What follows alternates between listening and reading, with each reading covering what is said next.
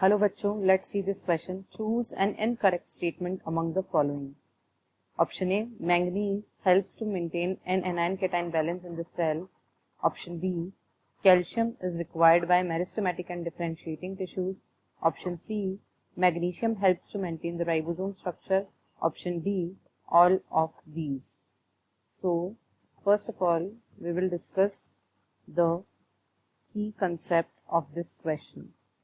अगर हम इस क्वेश्चन के की कंसेप्ट की बात करें तो it is role of micro and macro nutrients. यहाँ पर हम देखेंगे कि प्लांट्स को जिन न्यूट्रिएंट्स की रिक्वायरमेंट होती है उनका प्लांट की बॉडी में क्या क्या रोल होता है. सबसे पहले तो अगर हम बात करें मैक्रो न्यूट्रिएंट्स और माइक्रो न्यूट्रिएंट्स की, तो मैक्रो न्यूट्रिएंट्स वो होते हैं जो प्लांट की बॉडी में लार्ज अमाउंट में रहते हैं, जिनकी प्लांट को ज़्यादा रिक्वायरमेंट होती है.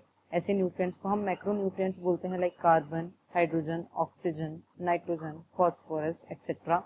और वहीं अगर माइक्रो न्यूट्रिएंट्स की बात करें तो ये ट्रेस अमाउंट में रिक्वायर्ड होते हैं बाय द प्लांट, जैसे कि बोरोन और वी कैन से जिंक और मॉलिब्डेनम और कॉपर एक्सेट्रा.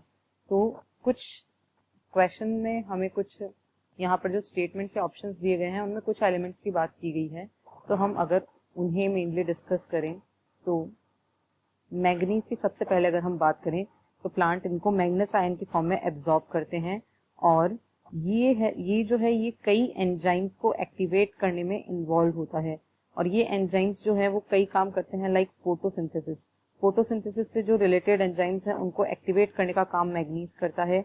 इसके साथ ही साथ जो रेस्पिरेशन की प्रोसेस होती है, द प्रोसेस ऑफ रेस्पिरेशन, इसमें जो एंजाइम्स होते हैं उन्हें भी एक्टिवेट करने का काम ये करता है. इसके अलावा जो नाइट्रोजन मेटाबॉलिज्म से रिलेटेड एंजाइम है, नाइट्रोजन मेटाबॉलिज्म, इन्हें भी एक्टिवेट करने में मैंगनीज आयन का रोल होता है. अगर हम इसके मेन फंक्शन या मेजर फंक्शन की बात करें तो फोटोसिंथेसिस के टाइम पे एक प्रोसेस होती है जिसको हम बोलते हैं splitting of water. Splitting of water जो कि इलेक्ट्रॉन प्रोवाइड करने का काम करती है. इस रिएक्शन को कैटेलाइज करने का काम करता है Mn+2 यानी कि मैंगनीज आयन. तो ये था मैंगनीज के बारे में. और हमें यहाँ पे क्वेश्चन के स्टेटमेंट में दिया गया है कि ये एनायन कैटायन के बैलेंस को मेंटेन करता है. तो this statement is not correct, क्योंकि अभी हमने देखा कि मैंगनीज का इसमें कोई भी रोल नहीं होता है. अब अगर हम नेक्स्ट बात करते हैं, नेक्स्ट एलिमेंट जो यहाँ पर हमारे स्टेटमेंट में दिया गया है, तो दैट इज कैल्शियम. यहाँ पर हमें थोड़ा सा कैल्शियम के बारे में डिस्कस करना है. तो कैल्शियम की अगर हम बात करें तो कैल्शियम जो है कैल्शियम+2 आयन की फॉर्म में एब्जॉर्ब किया जाता है, और ये मेनली नाइट्रोजन और पोटेशियम की तरह ही जो मेरिस्टेमेटिक टिश्यूज होते हैं, यानी जो डिवाइडिंग टिश्यूज होते हैं, एंड जो डिफरेंशिएटिंग टिश्यूज होते हैं, डिफरेंशिएटिंग टिश्यूज है ना, उन टिश्यूज को रिक्वायरमेंट होती है किसकी, कैल्शियम आयन की. इसके अलावा हम जानते हैं कि जो मिडिल लैमेला होती है वो भी mainly calcium and magnesium pectate की बनी हुई होती है. तो यहाँ पे ये मिडिल लैमेला का भी क्या होता है, इम्पॉर्टेंट पार्ट होता है. तो ये कैल्शियम की कुछ इंपॉर्टेंस थी प्लांट की बॉडी में. अगर नेक्स्ट हम देखें यहाँ पर किसकी बात की गई है, मैग्नीशियम.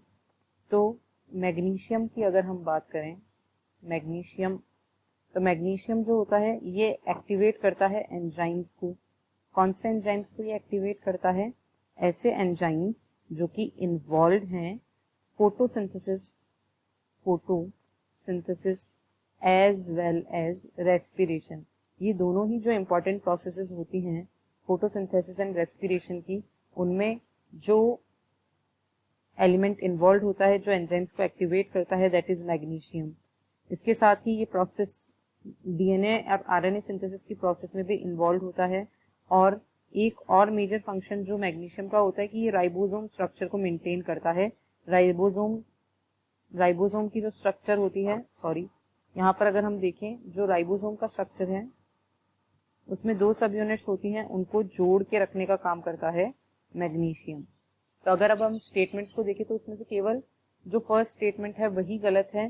तो यानी अगर हम इसके फाइनल आंसर को कंक्लूड करें तो that will be option A. Hope you understood it well. All the best. Thank you.